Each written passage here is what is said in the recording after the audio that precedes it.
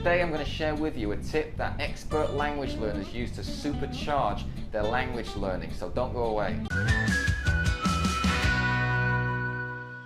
Hi guys, in today's video we're going to talk about something that I know is causing big problems for some of you. You're spending hours and hours and hours reading and rereading your English textbooks, you're learning the rules over and over again, your teacher has explained them to you a million times, and you feel like you've done everything you possibly can to improve your English.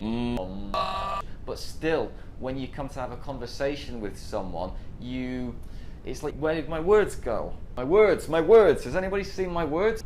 Was it that one? What was that word again? I've been there myself when I've learned other languages. Today we're talking about how we can revise in a more effective way so that we can reduce the amount of time we spend on revision whilst also increasing our retention, which is the amount of information that we keep in here. So on the 1st of June of this year, I attended the Polyglot Gathering in Bratislava, Slovakia, which is where language learners like you and I can go to meet other language learners, but also to listen to talks from experts in the field and get advice on how to learn languages in a more effective way. In fact, some of the speakers that I saw at the event have learned over 20 languages in their lifetime.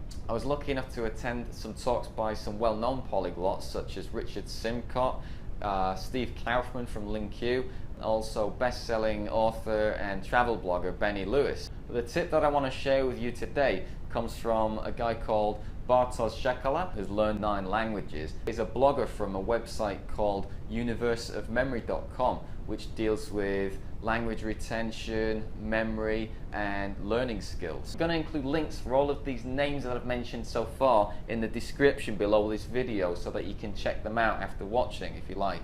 Bartosz shared with us this idea of deliberate learning. What is this black magic and how can I apply it to my English learning? So deliberate practice is what expert learners in general use to become very knowledgeable in a subject, and it all begins with the idea of having a clear goal. The problem with most language learners is that they start out with goals that aren't clear, things such as I'll learn English for an hour a day. It's great that you want to learn English, but it's a very general goal. You don't have a target, so how do you know when you've reached the end? So first, you've got to have a clear goal. Something such as, I have mastered the present perfect tense, or I have learned these 10 words. When you have a clear goal like that, you can go to the next step, which is focus intensely for a short amount of time on learning that one thing until we've mastered it completely, and then we can move on to the next thing.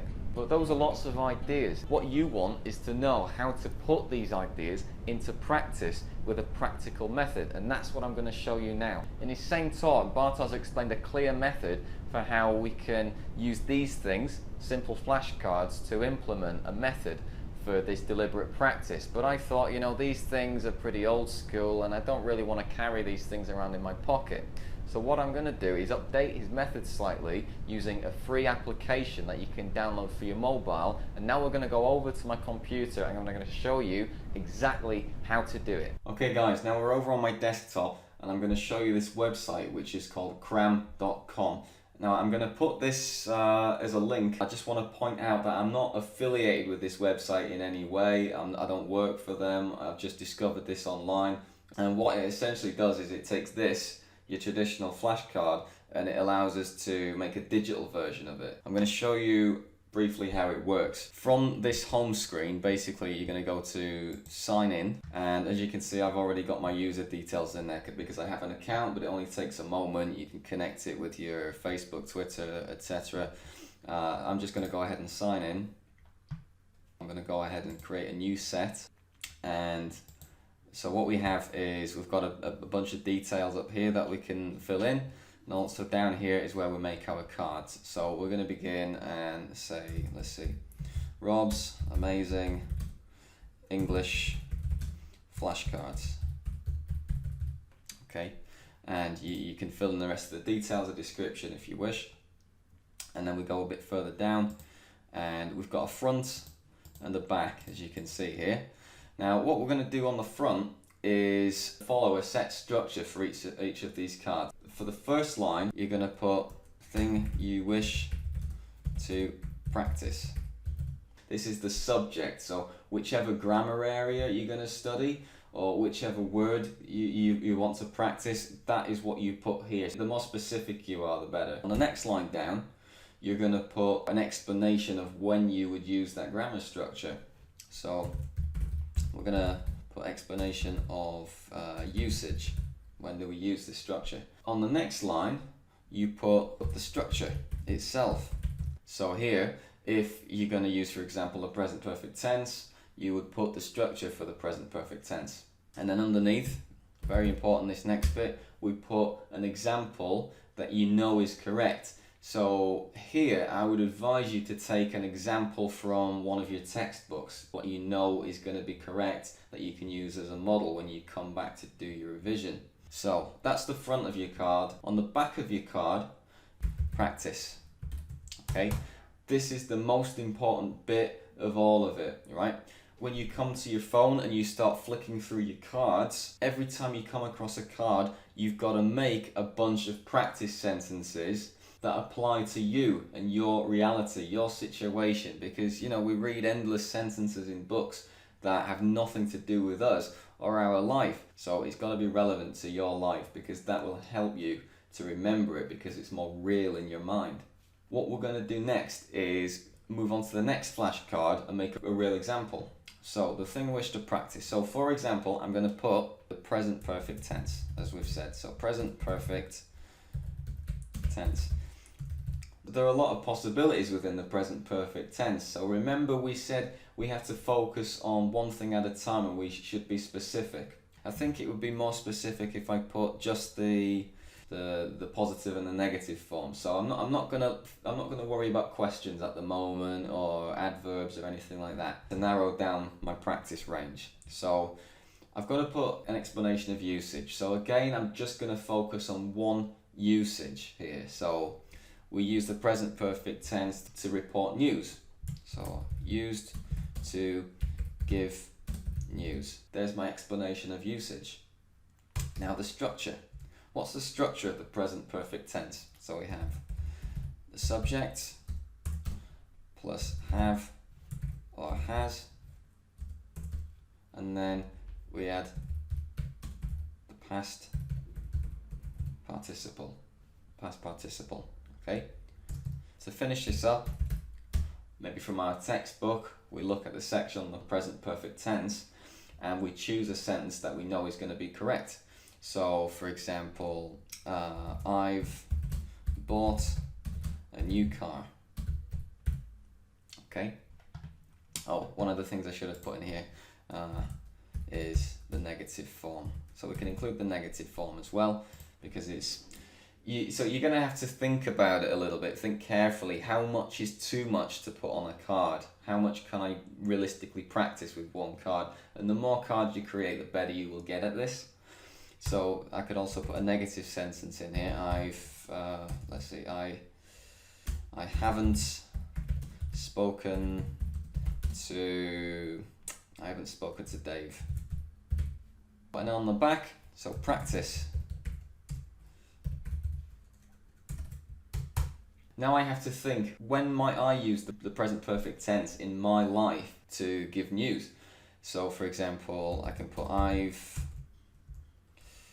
I've recorded a video explaining how to revise vocabulary. Okay, now remember, we've got to do this a bunch of times, so as a rule, maybe 5 times, but you can vary it. It depends on how complicated the structure or the word that you're learning is. And I want to show you one more thing. So sometimes the word or the concept that we're trying to communicate is so simple that we don't really need to give an explanation, or perhaps the word is a bit more abstract and complicated to describe. So we kind of need something more than words to help us to. That it would be more efficient to put a picture or something in there. Well, guess what? Cram offers you the option of putting that in there. So imagine you've got a word like cold.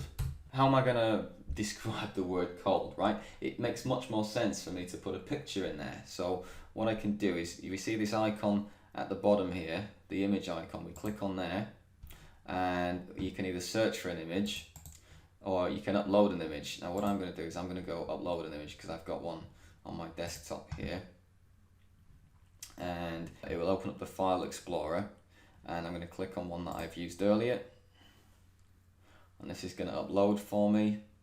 Okay, so now as you can see, this picture illustrates the word cold. So now on the back we can just jump straight in with our practice sentences. So for example, in the winter it's very cold. Okay, when I'm cold I wear a jumper. Once we've done this, so we have to make at least 3 flashcards here. Go down to the bottom of the page and we click on Create Set. The next stage, we're going to take this and move it across to our mobile phone. Okay, so now we've got the application open on our mobile, and once we've signed in using the same login details that we've used for the website, you'll see this menu where we can view all of our flashcard sets that we've created on the website. So I'm going to click here on Rob's Amazing English Flashcards, which is the one we've just created. And here we have all of the flashcards, as you can see, if I scroll up a little bit. Now, if we go down to the second one, I'm going to just click on it here, and you'll see it will open up. So you can see the full card. If we tap the screen again, the card will flip over.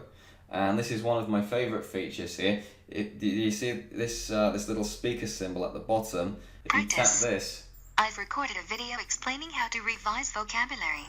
You'll hear the word pronounced. This is one of my favourite features. It's accurate maybe 80–90% of the time, so it's not 100% reliable, but it's pretty good, you know. If you want to hear the sentences spoken, we're just gonna flip over to the next page, and here you can see the picture that we've just created. Again, click it and we can see on the back all the text that we've created is in there. So very useful. So now imagine how you could use this.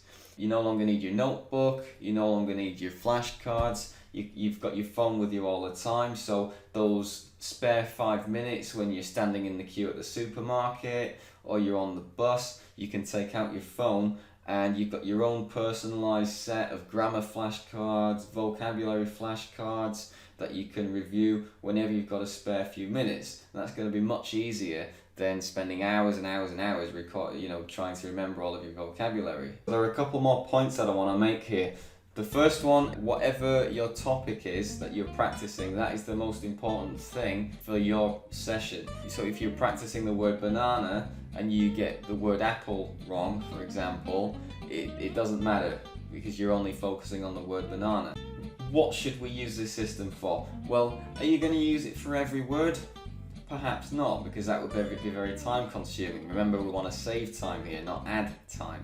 So what I would suggest is maybe, if you're studying for an exam, use this system for the essential vocabulary. Your grammar for your Cambridge exam, use it for that, because if there's a structure you're having trouble remembering, the next step is you have to produce something. So whenever you open up your cards and you look at them, it can't be a passive exercise, you must make it active. Every time a card comes up, you've got to produce 5 to 10 sentences. Okay, so either you've got to imagine them up here, or you've got to write them down or produce them within the application. And once you've done that, show them to your teacher or a friend of yours who's a native English speaker, because you need to know, you need someone to check them and tell you if you're getting them right or not. So guys, don't forget to leave me a comment underneath the video and let me know if you found this information useful and if you'd like to see more videos like this in the future. If you're new here, don't forget to subscribe before you leave. I want you to have as much fun as possible becoming fluent and confident in English. So I'd love to see you back here. I've got new content coming every week, so I'll see you soon.